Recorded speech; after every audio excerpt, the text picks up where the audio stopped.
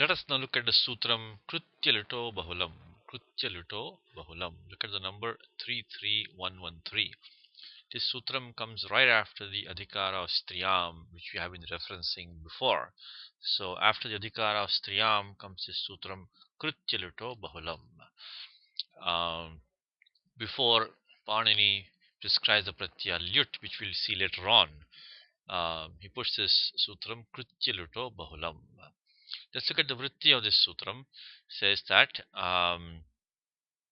Kritsanyakaha prityaha lyutcha bahulam artheshu syuhu.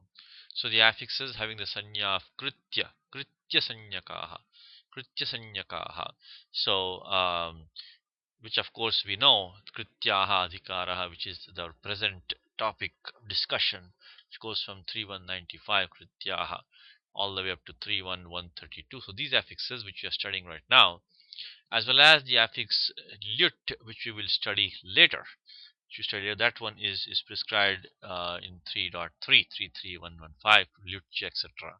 So these affixes are used bahulam artheshu in variety of meanings.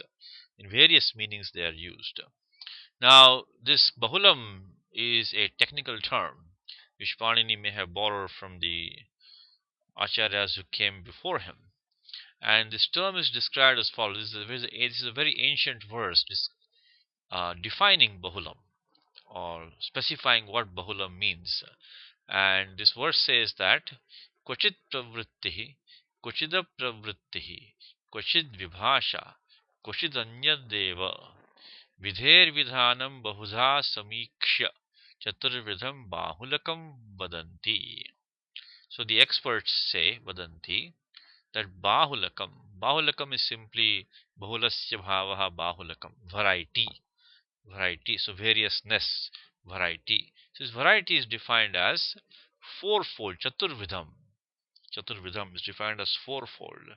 So vidher vidhanam bahudha samiksha. So after examining the usages in the language, the various examples, the vidher vidhanam, so the prescription of a rule, prescriptions of rules, having examined all of them and the variety involved in them, the scholars say that this baulakam, this variety is fourfold.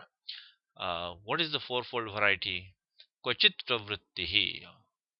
So sometimes a sutram or a rule may apply even when there is the conditions for applying that sutram are not satisfied. The application is not really there, but still it applies.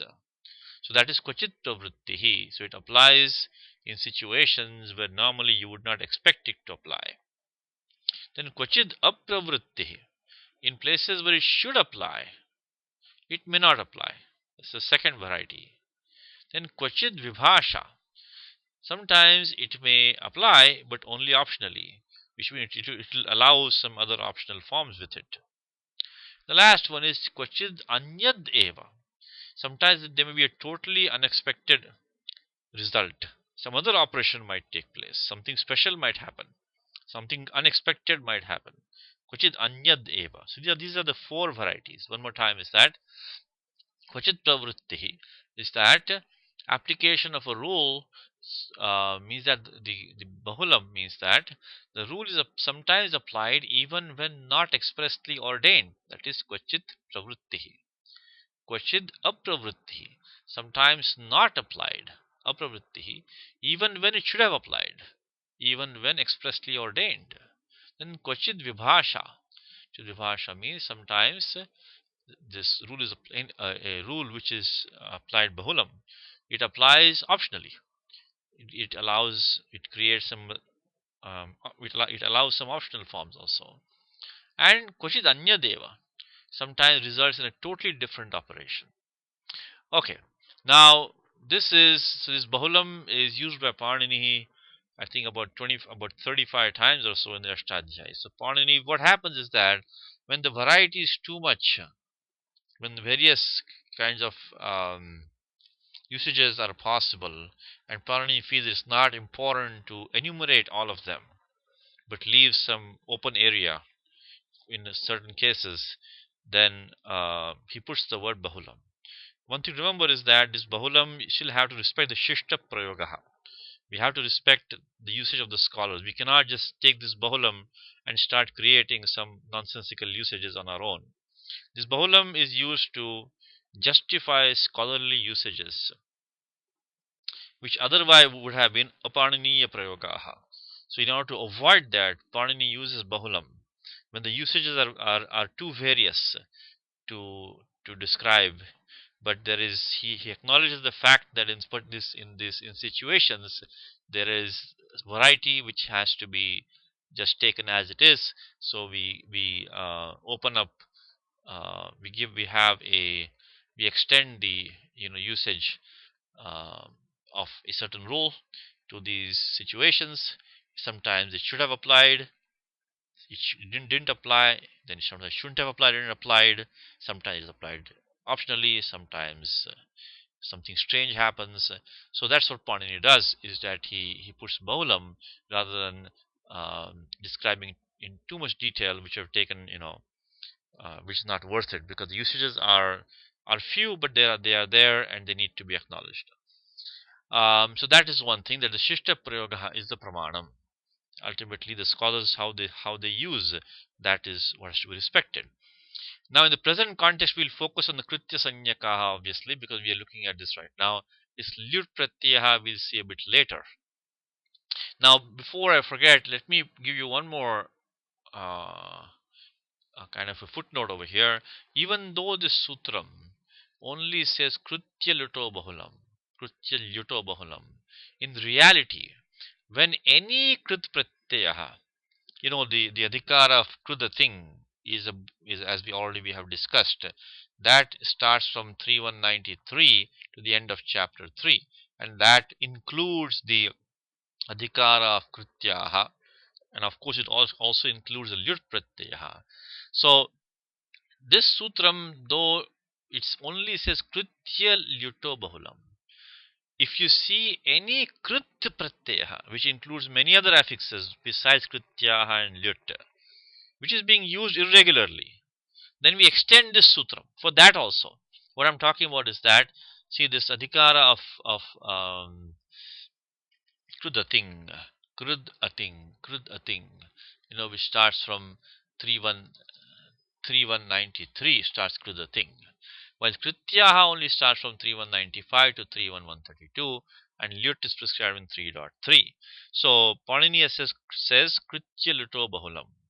But sometimes even other participle forms, not krityaha and not lyut, but some others, some other krit affixes, when they behave when they are used in a situation, or they behave in a strange manner, when the accepted usage of scholars is such that the rules of Panini will not justify that form, then what we have to do is, as a last resort, and this is not a good way to resolve things, but we can use this bahulam to justify the use of any krit pratyaha, not just the krityaha and not just lyut, but any krit pratyaha, as a last resort, to make it fit in the rules of grammar.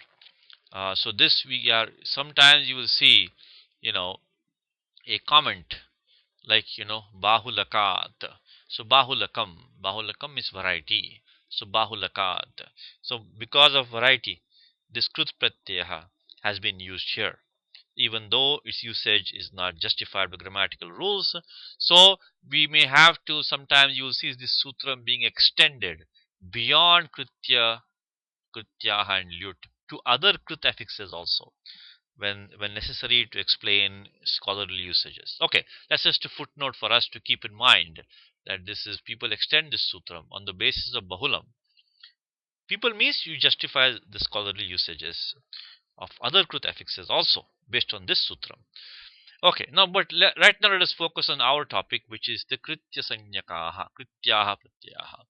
Let us recall that the krityaha, the potential participles as they are called, we were we are allowed to use them in tayoreva krityakta khalarthaha, means bhava karmanoho, in the impersonal passive or in the passive usage.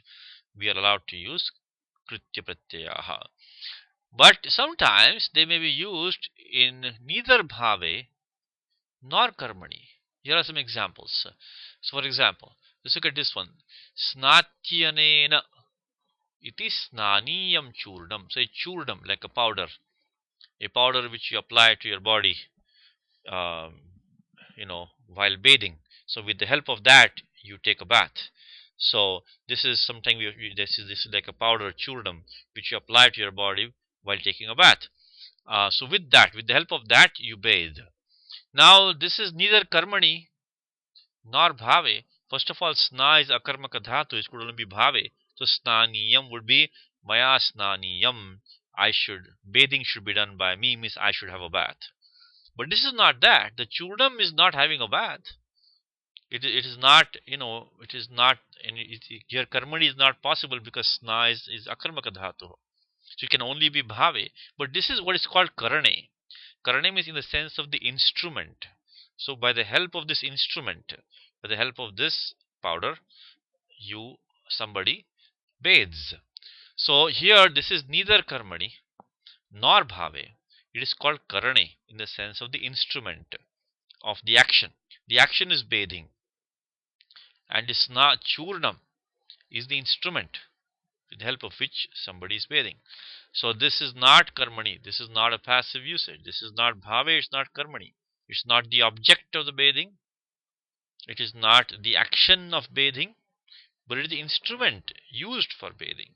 So we have to use this bahulam to justify this usage, because this cannot be justified by 3 4 70 tayoreva krityakta kalarthaha. So this is karane arthe in the sense of instrument. So churnam, staniyam churnam, this is powder which is used for bathing. So accessory to bathing. Now, similar next example, diyate asmai iti daniyo vipraha, is a priest to whom something should be given.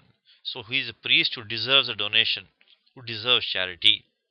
Now when you say daniya or daniyam, it should be the thing which is to be given, isn't it? Or the act of giving. Like when you say bhava karmanoho, so it will be either the act of giving it should be, or should be the item which should be given. But the priest is not the one who should be given.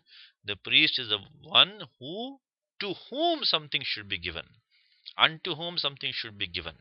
So this is in the meaning of sampradane. Sampradane means unto him.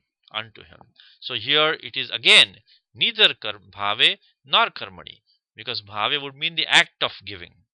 Karmani would mean that is the thing to be given. So the priest is neither the act of giving nor the thing to be given. He is the one unto whom charity should be made. So this is in sampradanarthe. So diyate asmai daniya vipraha. So this is again neither karmani nor bhave. So we have to use bahulam, because 3 4 70 cannot justify this usage.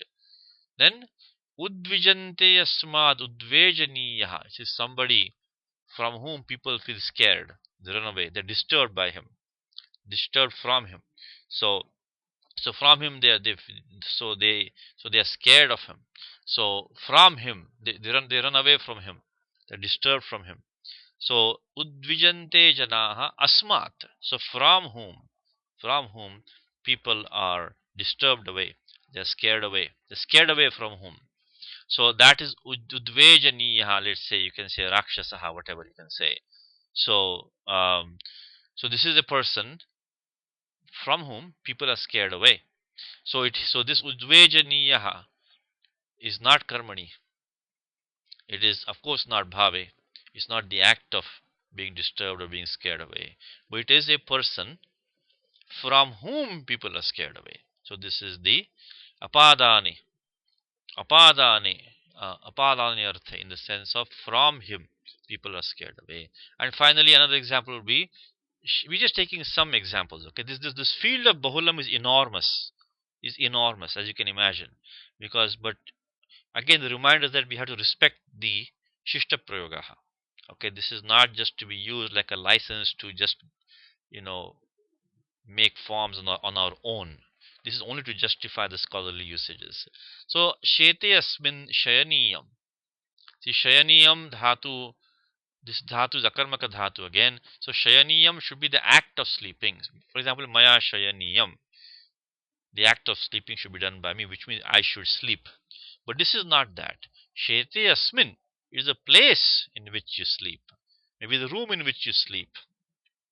So this is again not, this is adhikarane. Adhikarane means the location of sleeping. Shayaniyam sthanam. So this is neither karmani, it cannot be karmani because akarmaka dhatu anyway. It's not bhave. It is not bhave. It is not the act of sleeping. It is a place in which you sleep or on which you sleep. So there are these variety of usages. This was karanarthe. This is the sampradanarthe. Sampradane. This is karane. Sampradane, and this one is sampradane. This one is apadane, from whom, and this one is adhikarane. We will look at these terms in detail when we study the Karaka Prakranam, which will be the next topic. But the thing to note right now is that these usages cannot be justified by 3470. So these are all examples of this first case. Kvachit pravrittihi is that in these cases the kritya affixes were not prescribed, but they are applying. Even though they are not expressly prescribed by Panini, they're applying in these cases. So this is just all these examples are of this kvachit pravrittihi, which means that the rule is sometimes applied even when not expressly ordained. So kritya pratyaya, they're not expressly ordained. They only ordain karmani and bhave, but they're applying elsewhere. And these examples we'll see later on as we continue with this prakaranam. So kvachid apravrittihi, kvachid vibhasha, kvachid anyadeva. Right now we are just looking at examples of this first case of kvachid pravrittihi. The remaining three cases, kvachid apravrittihi, kvachid vibhasha, kvachid anyadeva, that we will see later on. So for the time being, this much is enough to understand that what is bahulam, the fourfold varieties of bahulam. So bahulam is bahun arthan lati adatte iti bahulam, that which brings variety of meanings. Bahun arthan lati, which brings many meanings. Lati means adatte, which brings many meanings. That is bahulam. So what is bahulam defined as, and how these kritya affixes and the affix lyut may be used in this variety of ways. Right now the importance of kritya for us, and also the footnote that this may be extended to include other krit affixes beyond krityaha and lyut. Okay, so that is the sutram krityaluto bahulam, and also the definition of the term bahulam, which we'll be using repeatedly as we go forward.